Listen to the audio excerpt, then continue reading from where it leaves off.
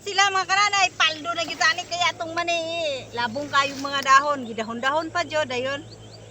Gikaon pa jud bisag linghod na, linghod pa. Kinain ng daga mga kananay. Unya, ang pangarap natin hindi na matupad kay kinain naman. Ang mga damgo-damgo na lang nato ni nga magpalit. Ug maka paldo ta ni. Sa tingin namin hindi man paldo mga kananay oh. Gidahon-dahon pa, dayon kinain pa ng daga. Ang gulang ang edad ng ating mga mani mga kananay duha pa ka tuig, duha pa ka bulan ug tunga. Mag 3 months man ni siya mak harvest kay linghod pa man siya duha ka bulan ug tunga. Pero gi unahan nag-harvest ta. Harvest na nila. Oh, duha ni ka bulan og tunga ning atong mani. Gi-harvest nila og una-una kay gigutom sila. Nya kay ingon man nga ang gigutom pa kanon. Aw ni kaon pud sila. Dili kita ka kuan sa atong pangandoyan ng atong mani maharvest puhon kay duha pa lang kabulan og tunga mga kananay gi-harvest na. Linghod pa. Oh. Nagugutom sila kay wala na yung mga prutas. May lang makaon, wala po sa basakan.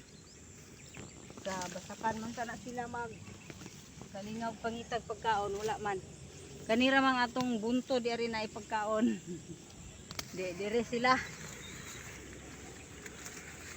Oh. Hindot kay tanaw no? Pero nagi mag-uol putani kay giunahan na og kaon. Mao ni ang usa ka challenge sa mga farmers mga kananay. Ang importante nga mag-enjoy lang ta.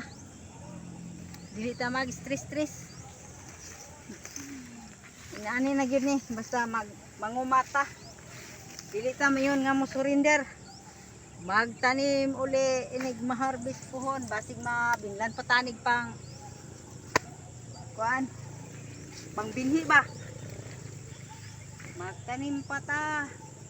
Kay diri on ara day pang ilang bangag kana dapat ilang bangag magbalay sila. Bangag yun lawom